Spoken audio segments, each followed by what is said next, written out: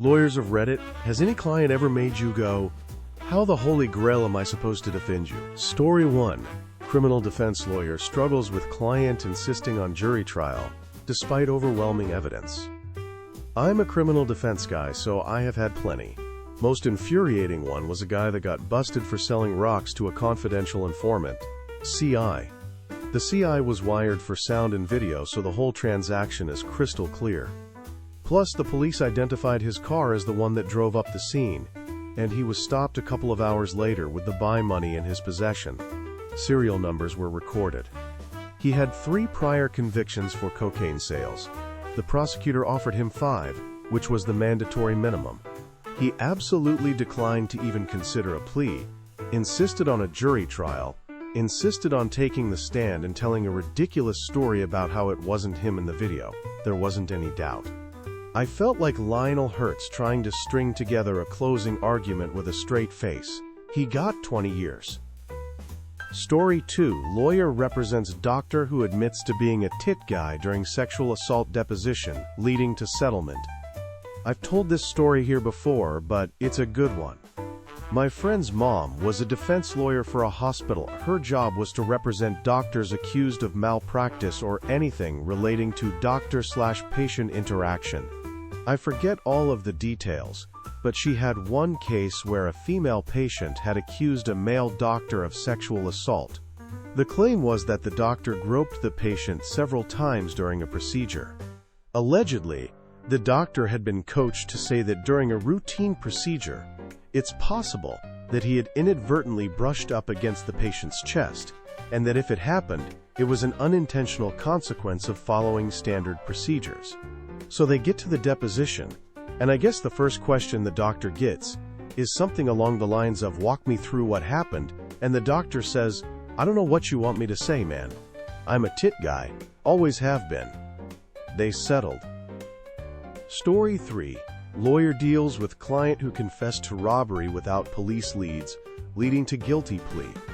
My client gave a textbook perfect confession to a robbery the police had no leads on. He had walked into the police station and told the front desk that he thought the police were looking for him. He then volunteered that he and a friend robbed a gas station last week. Then, after police arrested and warned him, right to silence, etc., and after he spoke at length with counsel, not me, he repeated his confession in an audio/video statement. He wasn't forced or coerced. He hadn't been detained for an unreasonable time in cells first. They hadn't even interrogated him. But, as a result of his confession, they were able to get a deoxyribonucleic acid warrant and matched him to blood swabbed at the scene. And the best part? The police had no idea beforehand that it was him. My client and his friend had covered part of their faces. The surveillance video was horrible quality, and they had bear sprayed the store clerk, a 16-year-old kid, immediately upon entering, so the kid hadn't been able to provide the police with, as description beyond, 2 males. And since he had no criminal record, he wasn't in the deoxyribonucleic acid database from previous crimes. He had just heard a rumor that police were investigating, and assumed they knew it was him. I had to laugh when I got the police report and read all of this. I then focused on securing him his fair plea deal because he had no chance at an acquittal. Story 4. Family lawyer discovers client abandoned other children during custody case, undermining his claims.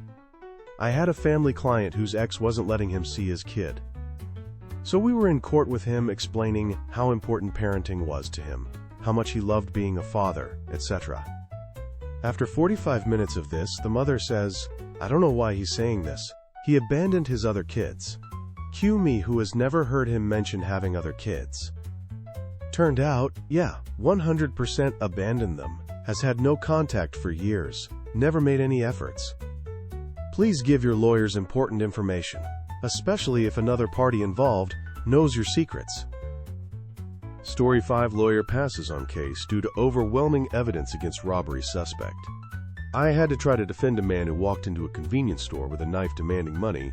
He wore no masks, just his casual clothes, and walked through every aisle before he robbed it, being spotted by every security camera in the store. After the robbery, he ran back to the hotel he was staying at, also carrying an open backpack full of money. being seen by the hotel's security cameras in the process. He then went into his room, threw the bag on the floor, and hid under a bed until police arrived. I spent a long night thinking about it before passing the case to somebody else, because I have no idea how to defend someone who has so much evidence against them. Story 6. Lawyer emotionally affected by elderly couple's scam loss. I went to a meeting where an older couple, 80s, sent their life saving to a Nigerian prince, 2009, who was going to triple their money and send it back. They sent money in 2 installments. Grand total was around $40,000, and it was obviously stolen. They wanted to know every option they had to get it back, and the answer was simple: none. There's nothing you can do to get your money back. I've never seen 2 people so mentally broken.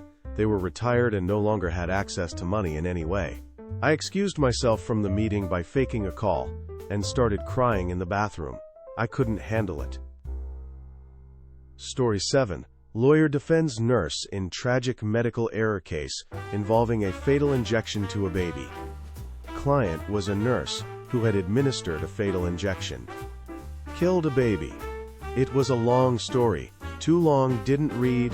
I got her off any charges of negligence many years ago, but this case will stay with me forever.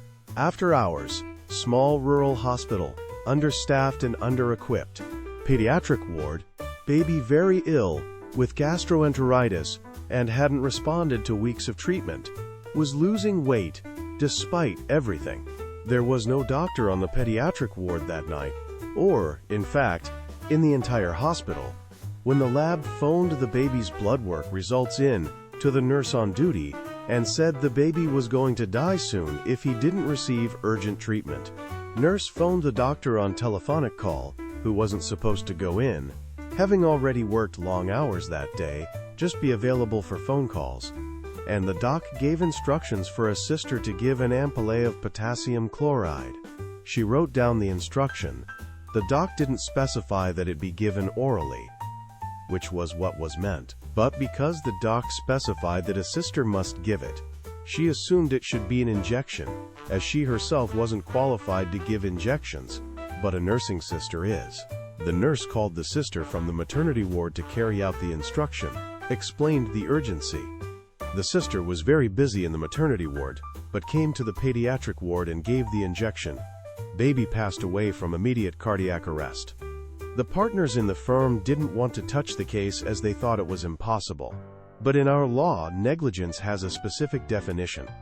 I won the case for the nursing sister by arguing that my client was trying her best, with only the instructions and resources at hand, under circumstances where she had been told the patient would die very soon if the treatment wasn't given. She was an amazingly dedicated person, and what happened had completely devastated her. She wanted to quit nursing. I hope she changed her mind after that. Afterward, the one good thing that came out of this tragic event was that I mentioned to a local Rotary Club member that the hospital in question desperately needed some telemedicine equipment, knowing that the club had such a project, and shortly after that, they were able to make a donation of equipment to the hospital. I even coincidentally saw that doctor in passing years afterwards, and the doctor was so grateful for that equipment. Edited to add, this was not in the United States of America. Story 8. Lawyer deals with threatening, mentally ill client during trial. So many. But he was a man in and out of prison, and with clear mental illness and aggression issues. He was very threatening, rude, and psychotic. I can't give details, but use your imagination. Anyway, during his trial he appeared by telephone. Use your imagination why. When the opposing counsel began to give his opening speech, my client began screaming that the lawyer is a liar, total freaking nonsense, etc. I'm telling my client to let the attorney finish, and we'll have our time later. The client screams at me that if I can't correct the lies, he'll have to do it himself. I tell him there's a procedure, and we can correct any lies when it's our turn. He pipes down. The other lawyer continues. My client is snickering angry remarks under his breath like, freaking nonsense, etc. He then starts to scream at the other lawyer. The judge quiets him down, but now he's yelling at the judge, and things are getting real. I'm telling my client to listen to the judge and not talk over him. Client finally ends his screaming. We barely finish. More snarky interruptions from my client ensue until the judge says that if I cannot control my client, yes, like a freaking toddler, that he'd lose the right to talk for the remainder of the trial. Somehow my client makes it through without screaming, and whenever he is close to yelling, I have to calm him down like, "Mr. X, don't worry, we'll have our turn." The judge is really angry because what should have taken an hour took 2.5.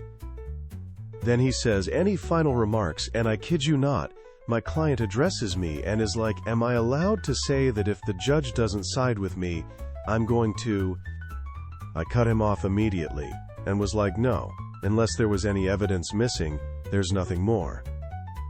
Till this day I'm not sure what he was going to say, but based on a prior conversation where he said he'd bash someone's head in if they got in the way of his goals on the streets, I suspect it may have been threatening. Anyway, we lost the trial.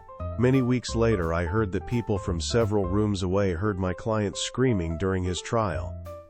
P.S.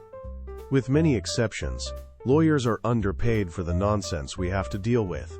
We're basically typewriters, babysitters, researchers, editors, therapists, counselors, middlemen, advocates, actors and officers of the court, all in one. We get a lot of hate, and there are some true jerks, but many of us are dealing with society's biggest drama. Story 9. Defense attorney struggles with clients who are jerks rather than guilty. Defense attorney here, and honestly sometimes the hardest clients to defend aren't the guiltiest but the ones who are just jerks. I've had some really sweet, nice clients who are guilty as sin, and my goal is to get them the best outcome. Make sure their constitutional rights are protected, easy. But the clients who lie to me because they think it'll make me work harder if I think they're innocent, the clients who call me a public pretender, the clients who call me nothing more than a mouthpiece for the district attorney, those are the hardest for me to defend. But don't get me wrong, I'll still fight hard as heck for all my clients. Story 10. Lawyer describes defending a client with serious charges who refused plea deals. I'll never forget this one client I had. Real piece of work, but hey, it's my job to make sure he gets the fair treatment the justice system requires, right? So this guy was up for a long string of charges. I can't go into exact detail because he's still in appeals, but let's just say that the more serious charges rhyme with schmirst, schmegri, sh mattery, sh massault with a sm headley sh meppen, and shm attempted schmurder. Like I said, real piece of work. Being an attorney for guys like this is tough, because you don't necessarily want to just throw your client to the dogs, but you also have an innate sense of morality. Luckily, I was a mid-level defense attorney, so I was able to strike a sort of balance, at least as was justifiable to me when it came to looking myself in the mirror and sleeping soundly at night. This particular client never actually admitted guilt, but anyone with common sense knew that he was all but standing trial before a jury of 12 eyewitnesses. Still, the justice system and due process demand they be proven guilty beyond a reasonable doubt, and it was my job to scrounge up what reasonable doubt I could find for my mid-level defense attorney salary. I was not, nor am currently, even a junior partner in my firm, so I had little reason to go above and beyond for any of my clients, let alone a piece of work like this guy.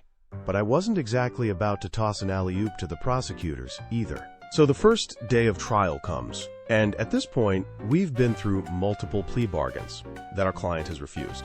This guy was adamant that he was not guilty, and I wasn't exactly in the position to tip my hand and let him know that he was in a bad spot.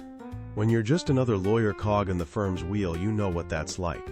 I tried a number of tactics and angles to get the guy to take a plea bargain, but he always refused. We actually had a fairly sweet deal at one point, but this guy was just that much of a jerk that he would rather go the entire distance with his not guilty plea and lose and spend 20+ years in jail than bargain with the assistant district attorney. I don't think I'll ever understand his rationale.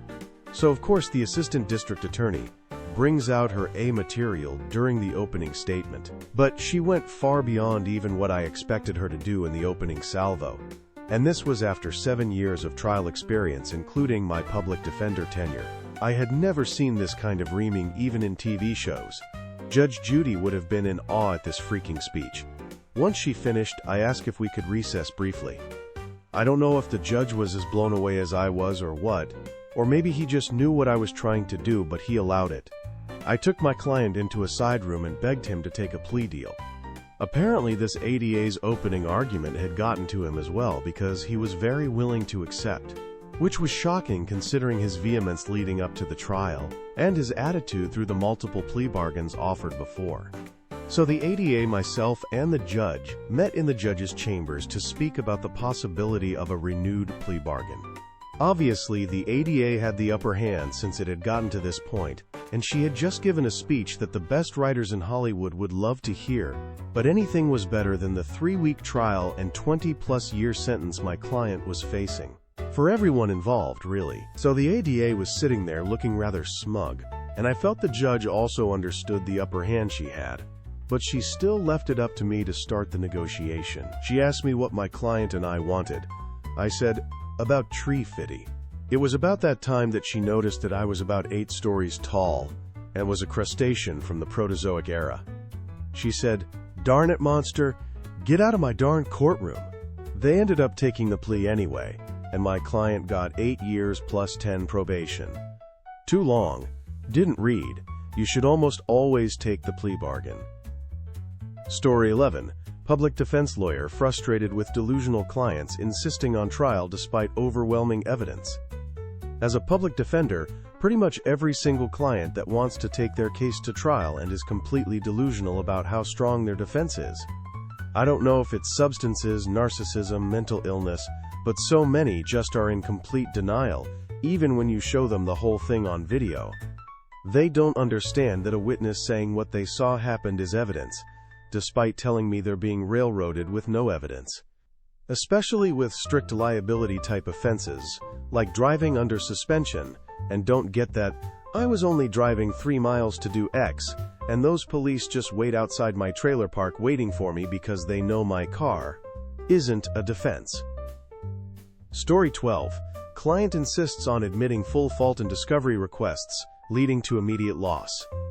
Oftentimes during discovery you'll get requests for admission, which are a set of yes or no questions designed to get basic, non-contested info, like whether our client was the one driving the car at the time. Often plaintiffs' lawyers will throw in a gotcha question that pretty much states, admit the whole thing is your fault and you owe plaintiffs a bunch of money. 99.9% of the time we'll deny them because it would sink our whole case, but I had one idiot defendant who insisted on admitting that one. We lost. Story 13. Second-hand account of robbers self-identifying in court by raising hands. I have posted this here before. I'm not a lawyer. I read about this. 2 guys were being tried for robbing a gas station. A customer who saw the robbery was now on the witness stand. The prosecutor asked him to describe what he saw. The witness said that he saw 2 guys robbing the store, and while running out, one of them bumped into him. Then the prosecutor turned towards the 2 defendants and asked, "Are those 2 men in the courtroom today?" At which point, the 2 idiots raised their hands. I'm sure the defense lawyer thought, how the heck am I supposed to defend you now? Story 14. Lawyer's father represents client suing government over paranoid surveillance claims.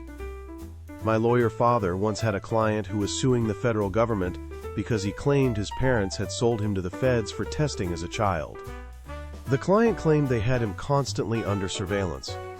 When asked how he knew who was watching him, the client said the government used minivans and station wagons, late 1980s, and they were always parked outside his residence. The client lived in a motel in a resort town. Story 15. Barrister deals with denial in offenders against children, fraudsters, and challenging teenage boys. Sometimes, offenders against children and fraudsters are often in denial. They'll refuse to enter a plea of guilty even if the evidence is overwhelming, and even though a plea would substantially reduce their sentence. In those cases, you're just put in the position of explaining to the client their low prospects of success, and putting the prosecution case to the test. In a guilty plea, you have the opportunity to explain some mitigating details in the defendant's favor. Very occasionally, the defendant is a miserable, unrepentant jerk who had every advantage in life and still messed it up.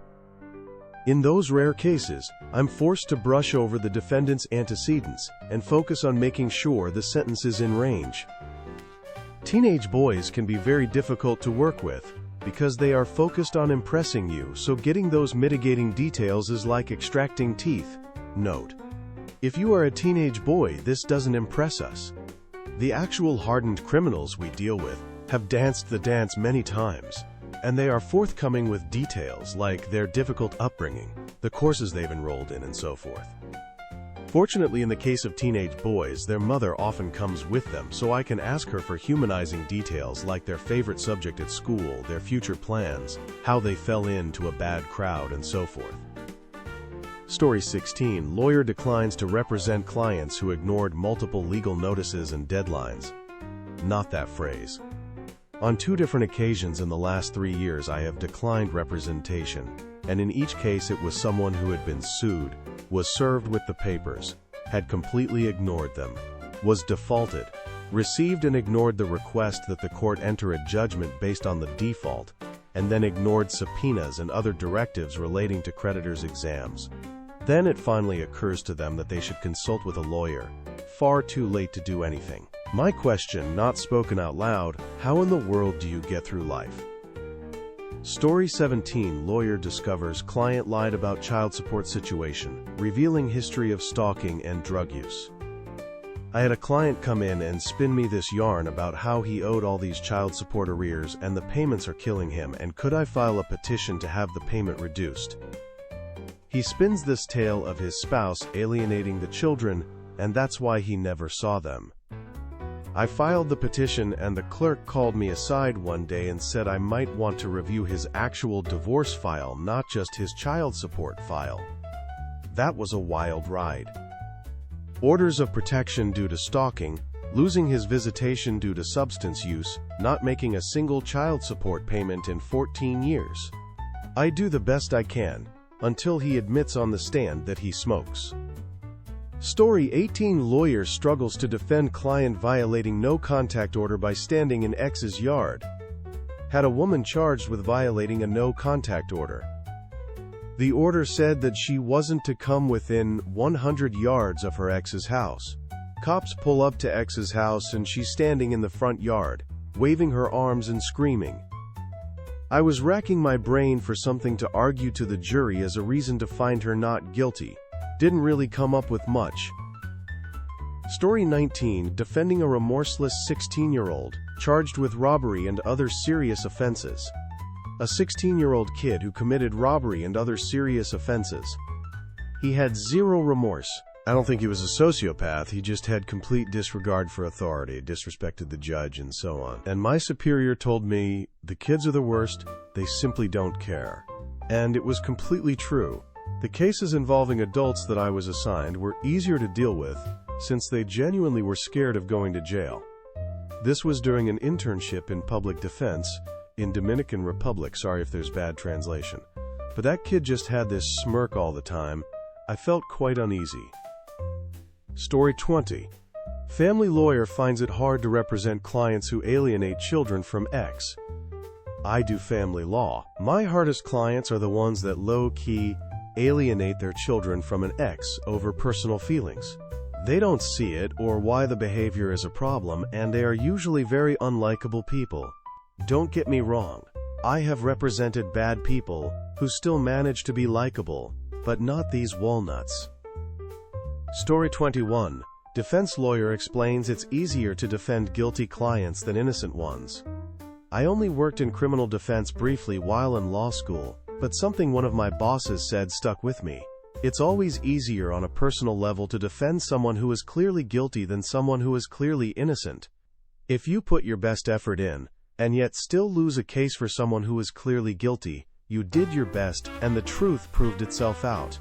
If you put your best effort in, and yet still lose a case for someone who is clearly innocent, you have to deal with the burden of having not been able to prevent an innocent person from going to jail. Story 22. Australian lawyer explains ethical duties when client admits guilt. So, as an Australian lawyer, I have a primary duty to the court. If I have been told by my client that they committed the offense, I cannot ethically present a defense that says otherwise. I can, however, run a defense that the prosecution has not proven its case, or that certain evidence is inadmissible due to improper procedure, etc. It's usually fairly apparent when this is the case, but it doesn't change the burden of proof lying with the prosecution. Story 23. Lawyers advise not putting guilty clients on the stand to avoid perjury. I asked my lawyer friends this question once. They told me that it's their job as a defense lawyer to try and acquit their client. If they know they're guilty, then they do not allow them to get on the stand. They do not allow them to be questioned or cross-examined. They do not allow them to perjure themselves. It's the prosecution's job to convict, and their job to punch holes at the prosecution's evidence. Story 24. Client aroused during rape evidence presentation. The guy the first was defending was on trial for a serious crime against a minor. While the district attorney was presenting the evidence, he became physically aroused and excused himself to go to the restroom. I could have broken a chair over the guy's head. I never met more of a low-life piece of crap. Everyone in the jury and the judge saw it too. Safe to say he went away. Story 25. Client admits abuse in custody battle. This guy wanted custody over his children after a divorce, and his wife was accusing of abuse, physical. He was asked if he had ever abused his wife, and he straight up said yes, but only when she annoyed me, or something along the lines of that. I was ready to straight up leave the courtroom and laugh my head off. This was like 6 years ago, and I've forgotten about it until now. Thanks for the reminder. Story 26. Double murderer with overwhelming evidence. As a student, I was involved in the case of a double murderer who definitely did it, and did it basically for fun. Everybody in the courtroom knew this guy had to go away forever. That included his parents. The defense team's focus was on A. Challenging the Crown prosecutor's evidence to make extra sure the inevitable conviction would stick. B. Making the best possible argument for leniency to reduce the possibility of a successful appeal. Mission accomplished. The guy got a double life sentence, also known as 50 years, with 32 years non-parole, and the judgment was worded in a way to ensure that he'd only ever be released to a high-security institution. No appeal. Story 27. Client walks in with corpse and rug. Not strictly answering the question, but a few years ago, some guy walked into a lawyer's office with a corpse folded into a rug. He asked for advice on how to get rid off the body. He was under the impression that, given the partial nature of lawyers, they would not be able to turn him in. The lawyer kept cool, gave him some tips, told him he needed to go to the other room because, called the police. A few minutes later, they showed up and arrested the guy for the incident. I suspect that he had a different lawyer at trial. Story 28. Client caught with drug smuggling evidence and shrine. 2. Representing a guy in his divorce. She claimed he was emotionally and physically abusive. He said it was all a lie. Wife's attorney produced voicemail he left her, where he said he was going to decapitate her. Represented a guy who was caught bringing over a load from Mexico. Claimed he had no idea what he was carrying, and had no connection to substances. When they raided his house, they found 12 scales and a shrine to Jesus Malverde, the patron saint of substance smugglers. Story 29. Prison guard admits to inmate sexual contact. I just wrapped up a trial clerking for a judge. I am a lawyer, just not the lawyer trying the case. Facts. Prison guard allegedly had intimate contact with an inmate with deoxyribonucleic acid evidence. By the way, prison guards can't do that. Even it is consensual. It is equivalent to statutory offense. The prison guard actually said in a statement to police, "I engaged in intimate oral contact with her." He was acquitted of all charges. The attorney played off jury nullification and how stupid the defendant would sound on the stand. Spun the deoxyribonucleic acid too. It was a beautiful piece of lawyering. Story 30. Client confesses to murder during arrest for breaking and entering. I work in the legal system, not a lawyer, sorry. But this situation is pretty good not to share. A defendant was arrested for a breaking and entering. Went into a neighbor's home after being told not to and sat down, acting like they owned the place, and started smoking a cigarette, if I remember the charging court paperwork correctly. When the police came and proceeded with an arrest, the defendant straight up, with no prompting, said basically, "Oh, and I took the life of my other neighbor." They didn't have many leads, so this pretty much gave them what they needed. I don't know how the defendant's attorney is going to be able to defend with that confession. Story 31. Client insists on suing despite no legal basis. Not a lawyer, and not the one asking a lawyer yet. I got a story for that one. My ex's landlord sold the apartment, and the new one threw my ex out, following all the rules, like in total detail, and even offered him money if he moved out before the deadline. And a new apartment to move in the next day, pretty much. Those two things are not required by law, and it was a nice helping gesture of the new landlord. My ex's mother talked him into getting a lawyer and trying to sue the new landlord. I tried telling him that this is nonsense, he won't get anywhere with it. Needless to say, he seemingly always thought I was too stupid. He followed his mother's advice and talked to a lawyer. As far as I know, the lawyer nearly laughed at him, telling him he can sue the new landlord, but he will lose, and most likely even lose the two offers. My ex still wanted to sue him. Didn't work out though. Pretty sure the lawyer didn't sue him, as this was completely useless, but there is a chance that the lawyer wrote some notes to the new landlord. He also didn't get the offered apartment in the end. Edit? Yup, I'm not good in spelling, beside my native language, as you could see. Smiley face. Story 32. Client admits drug use during trial. Sabotaging defense. My aunt is a retired lawyer. She once had to defend a guy who was in the possession of cannabis and other substances. He swore he didn't have any, but he obviously did, because on the days leading up to his trial, he looked and smelled more worse than the day before. Finally, on the day of his trial, he showed up with a cigarette in his mouth and a can of lager. He was high as frick, and there was obviously some substances in his system. My aunt told me as she was retelling this story, "As soon as he walked in, I knew it was about time for me to freaking retire phosphorus monosulfide." He lost the case, even though my aunt tried to get him a lower sentence. I think he's serving like 20 years or something now. Story 33. Client gives middle finger to ex during custody hearing. Did an apprenticeship at a law firm, but never pulled the trigger on going to law school. We had some very shady characters come through, some of whom were even clients.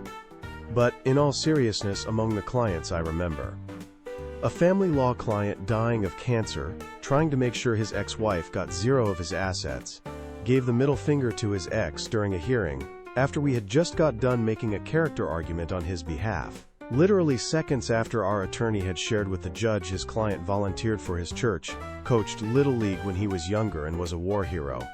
He gave a big fat middle finger to his ex-wife, in plain sight of the judge and everything. However, the wife was just as despicable, and the judge ruled in client's favor. Story 34. Defendant insults judge, escalates bond in domestic violence case. When I was working as a bailiff, we had a bond hearing for a domestic violence case. Here is the exchange.